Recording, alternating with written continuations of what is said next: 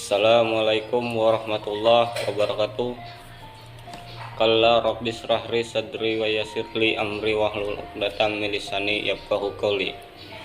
Yang terhormat Bapak Muhammad Ridwan LC MP selaku dosen sejarah dan peradaban Islam serta teman-teman yang saya banggakan. Di sini kami akan mempresentasikan makalah kami yang berjudul Peradaban Islam pada Masa Bani Umayyah. Adapun pembahasannya adalah perkembangan politik. Perseteruan Muawiyah dengan Ali sudah bermula sejak Utsman bin Affan terbunuh. Kala itu Muawiyah berkedudukan sebagai gubernur dan Syam, sementara Ali sebagai khalifah. Motivasi Muawiyah ialah menuntut atas kematian Khalifah Utsman yang mati terbunuh. Akhirnya perseteruan itu mengalami titik klimis pada peristiwa para Siffin dan disinilah tonggak awal menjadi cikal bakal pembunuhan kekhalifahan dinasti Umayyah kelak. Menurut Haji Thohir bahwa dinasti Umayyah mulai terbentuk ketika terjadi peristiwa tahkim dalam peran Siffin, yakni suatu peran yang bermaksud untuk menuntut balas atas kematian Khalifah Utsman bin Affan. Dalam keterangan lain dikatakan bahwa Ali sebenarnya mengetahui siasat Muawiyah tersebut, namun karena ada desakan oleh para Quraisy dan ahli ibadah yang takut kalau tidak menerima Al-Quran sebagai hukum. Meski telah dinasihati oleh Ali bahwa itu adalah tipu daya Muawiyah, tetapi mereka tidak puas dengan jawaban Ali.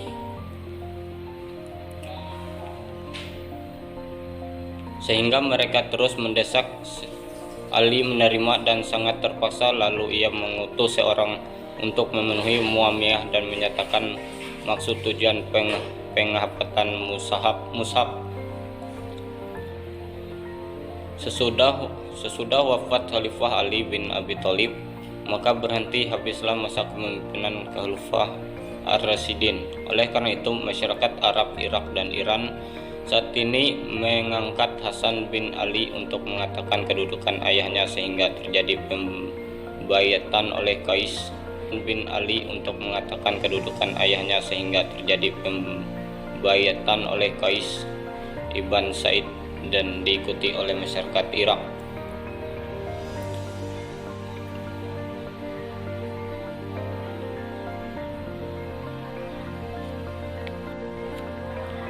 Pada masa pemerintahan Abdul Malik, perkembangan perdagangan dan perekonomian teraturnya pengelolaan pendapatan negara yang didukung oleh keamanan dan ketertiban yang terjamin telah membawa masyarakat pada tingkat kemakmuran. Realitasnya dapat kita lihat dari hasil penerimaan pajak di wilayah Syam saja tercatat 1.730.000 dinar emas setahun.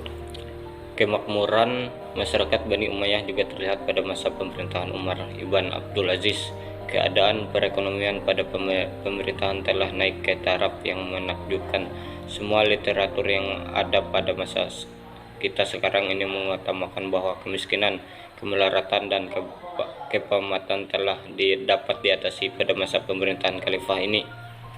Kebijakan yang dilakukan oleh Umar ibn Abdul Aziz dalam implikasinya dengan perekonomian yang membuat aturan-aturan mengenai takaran dan timbangan dan tujuan agar dapat membasmi pemulasatan dan kecurangan dalam pemakaian alat-alat tersebut. Perkembangan administrasi pada masa pemerintahan Khalifah Rasyidin 632 sampai 661 Masehi.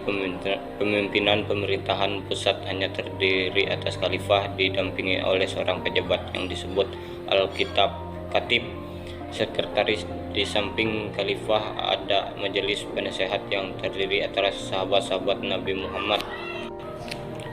Pada masa dinasti Bani Umayyah telah muncul persoalan cenderung membawa ketidakstabilan dan perpecahan umat, seperti hancurnya teokrasi yang telah mempersatukan kekhalifahan. Yang lebih dahulu munculnya anarkisme dan ketidakkan disiplin kaum nomad. Pengelolaan administrasi dalam struktur pemerintahan dinasti Bani Umayyah adalah merupakan penyempurnaan dari pemerintahan Khalifah Rasyidin yang diciptakan oleh Khalifah Umar. Wilayah kekuasaan yang luas itu, sebagaimana periode Madinah, dibagi menjadi wilayah provinsi. Setiap provinsi dikepalai oleh seorang gubernur atau amir yang diangkat oleh khalifah. Pada tingkat pemerintahan pusat dibentuk beberapa lembaga dan departemen: Al-Khatib, Al-Hajib, dan Diwan. Lembaga Al-Khatib terdiri dari Kitab Al-Rasyil, Sekretaris Negara; Kitab Khatib Al-Karyab, Sekretaris Pendapatan Negara; Khatib Al-Jud, Sekretaris Militer; Khatib Al-Surat, Sekretaris Kepolisian; Khatib Al-Qadahi, penantira. Para khatib bertugas mengurusi administrasi negara secara baik dan rapi untuk mewujudkan kemaslahatan negara. Assalamualaikum warahmatullahi wabarakatuh. Perkenalkan, nama saya Haji Hartono dari kelompok 6. Di sini saya akan melanjutkan presentasi yang sudah dibawakan oleh teman saya. C. Konsolidasi dan pembaharuan politik pada masa Umar bin Abdul Aziz. 1. Pembaharuan yang dimulai dari diri sendiri dan keluarga. Dalam buku A.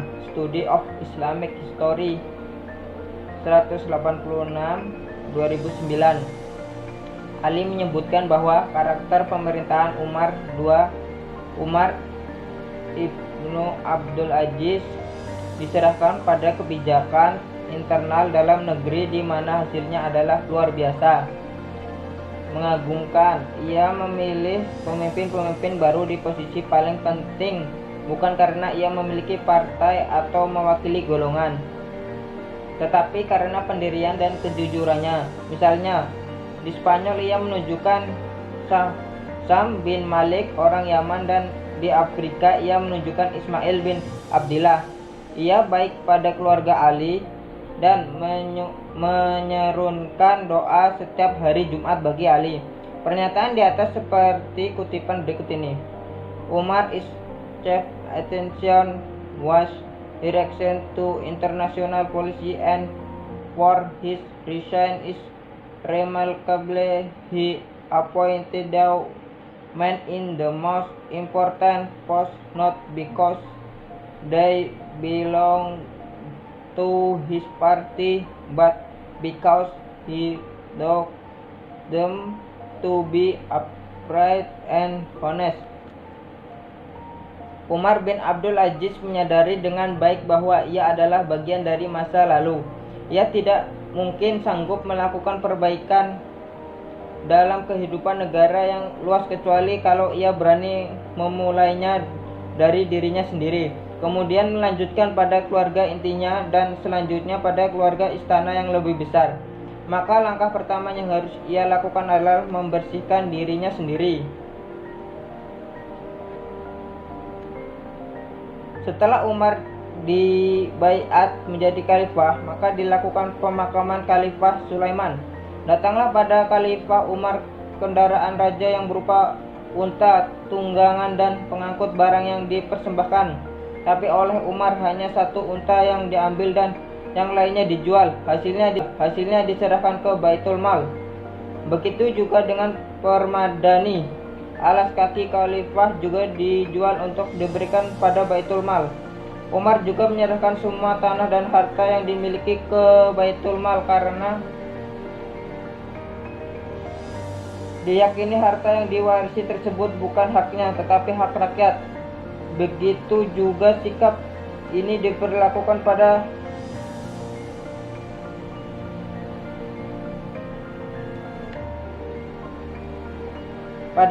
istrinya agar memilih untuk mengikuti jalan Umar atau meninggalkannya untuk kembali pada keluarganya. Karena Umar menyadari bahwa istrinya adalah orang yang tidak pernah merasakan sengsara kekurangan harta, Akan tetapi Fatimah binti Malik memiliki untuk tetap mendampingi suaminya sampai akhir hayat, sehingga harta yang ia miliki diserahkan ke Baitul Mal dan tinggal menyiksakan sekedarnya. Umar juga menghindari makanan-makanan yang lezat dan tidak mau dilayani. Beliau melayani dirinya sendiri. Pakaian yang ia pakai adalah pakaian yang sangat sederhana. Ibnu Abdul Hakim meriwayatkan pakaian seharga 8 dirham itu masih sangat halus. Ini jauh sekali sebelum Umar menjadi khalifah. Pakaiannya seharga 800 sampai 1000 dirham. Rambut yang tadinya dipanjangkan dipotong dan Umar membasuh dirinya dari bekas-bekas minyak wangi. Dijualnya semua pakaian dan wangi-wangian yang ada pada dan uangnya diserahkan ke Baitul Mal. Pola hidupnya berubah secara total dari seorang pencinta dunia menjadi seorang zahid yang hanya mencari kehidupan akhirat yang abadi. Umar tidak mau hidup di istana. Dia hanya menempati sebuah rumah yang sederhana dekat sebuah masjid. Dari sikap Umar yang berubah sangat jauh dari kebiasaan selama ini dapat menunjukkan pada kita bahwa kebanyakan pemimpin adalah miskin sebelum menjadi pemimpin dan menjadi kaya raya saat memimpin, dan ini tidak berlaku bagi Umar. Dia kaya sebelum menjadi khalifah dan miskin setelah menjadi khalifah. Langkah pembersihan diri. Keluarga dan istana ini telah meyakini publik akan kuat political will untuk melakukan reformasi dalam kehidupan bernegara, khususnya dalam pembersihan KKN. Umar, seorang pemimpin, telah menunjukkan tekadnya dan memberikan keteladanan yang begitu menakjubkan. 2. Pembaruan dalam masa pemerintahannya.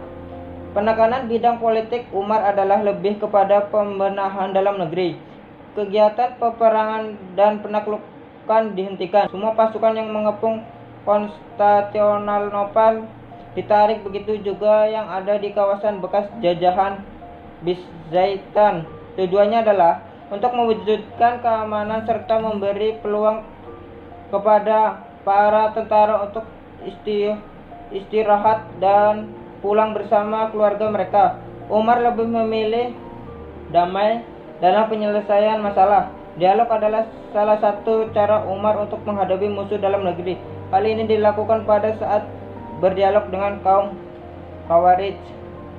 Umar meyakini kaum Khawarij adalah dalil-dalil dan keterangan yang dapat memuaskan hati mereka. Maksudnya adalah mereka dapat menerima argumentasi yang disampaikan Umar, sehingga pada masa ini tidak terjadi konflik yang menonjol dalam negeri.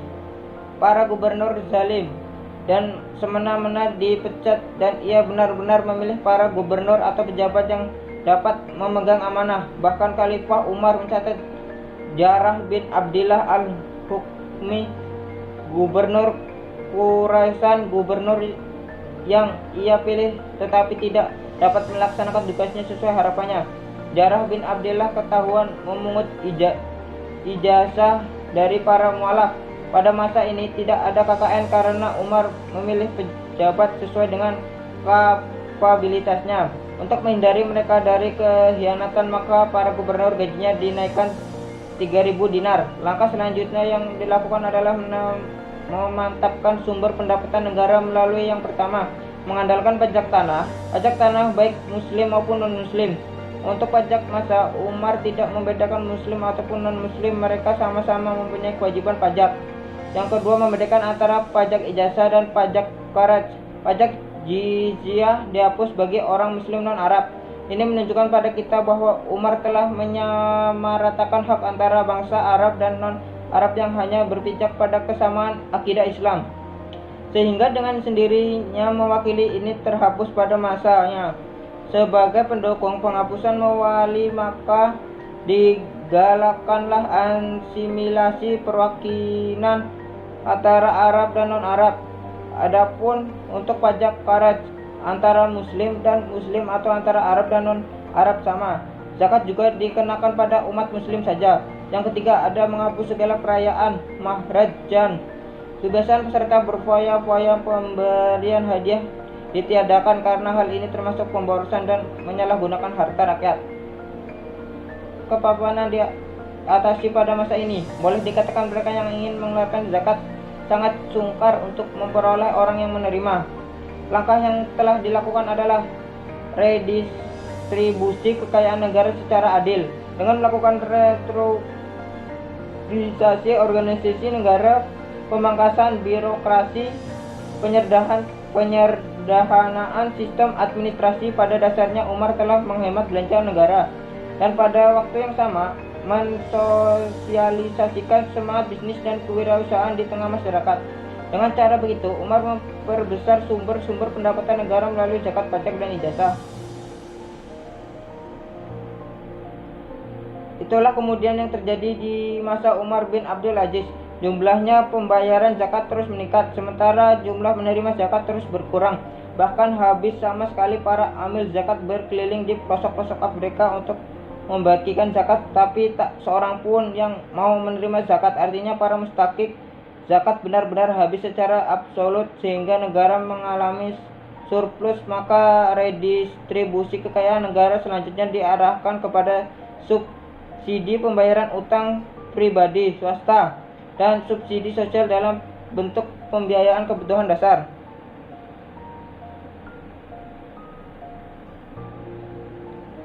Umar bin Abdul Aziz juga meniadakan kutukan kepada Ali bin Abi Thalib di atas mimbar-mimbar, sedangkan orang yang Bani Umayyah mencacinya. Hal ini tidaklah mengherankan karena Umar adalah seorang khalifah yang telah mengikuti jejak ayahnya Abdul Aziz di Mesir. Diwariatkan daripadanya bahwa mendiang ayahnya ketika sampai pada penyambutan Amirul Mukminin Ali suka gegap. Pada waktu itu Umar bertanya, "Mengapa ayah Anda bersikap demikian?" Dia menjawab, "Wahai anakku, ketahuilah sekiranya orang-orang awam mengetahui tentang Ali bin Abu Thalib sepertinya yang kita ketahui, niscaya mereka akan lari meninggalkan kita dan mereka pasti akan menggabungkan dirinya kepada anaknya. Oleh karena itu, pada masa Umar, bagian yang digunakan untuk mencaci ini digantikan dengan ayat Al-Quran surat Al-Nahl ayat 90.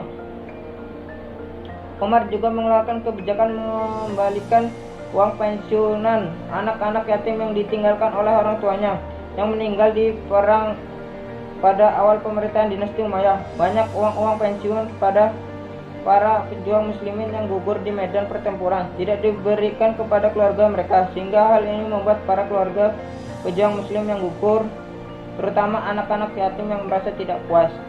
Sekian, terima kasih. Assalamualaikum warahmatullahi wabarakatuh. Perkenalkan, nama saya Muhammad Iza Maulana dari kelompok 6. Di sini saya akan melanjutkan presentasi dari teman saya. D. Gerakan oposisi terhadap Bani Umayyah. Pada akhir-akhir masa jatuhnya Bani Umayyah telah muncul gerakan oposisi terhadap Bani Umayyah ini, sehingga memperkeruh kondisi dinasti kerajaan ini pada saat itu. Di antaranya adalah gerakan-gerakan yang digencarkan oleh kelompok-kelompok sebagai berikut. Yang pertama, kelompok Syiah. Seperti yang diketahui bersama bahwa Syiah adalah orang-orang yang mendukung Sayyidina Ali. Mereka menganggap dinasti Umayyah ini perebut kekuasaan dan keturunan Sayyidina Ali. Pengabdian dan ketaatan mereka yang tulus terhadap keturunan Nabi berhasil menarik simpati publik. Mereka mendapat dukungan dari orang-orang sekeliling yang tidak puas terhadap pemerintahan dinasti Umayyah, baik dari sisi politik, ekonomi, maupun sosial.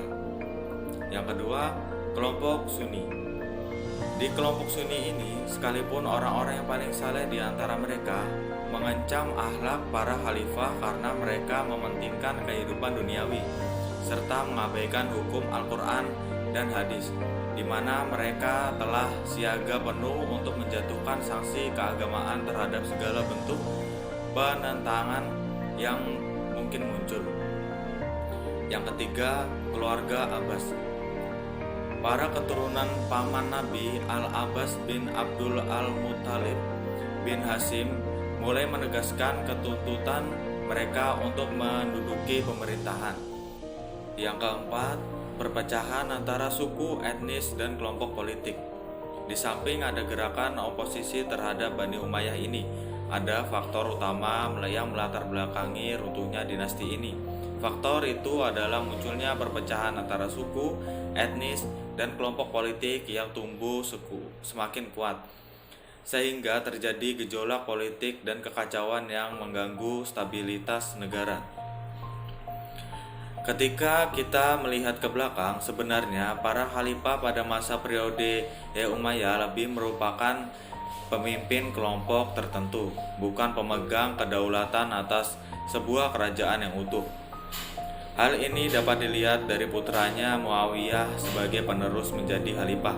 Yazid yang telah lahir dari seorang ibu yang berasal dari suku Halab Yaman yang bernama Masyun menikah dengan seorang wanita dari suku Kalab, suku Qiyas yang merasa iri tidak mau mengakui penerusnya, Muawiyah II, dan mengangkat baru Ibn Zubair.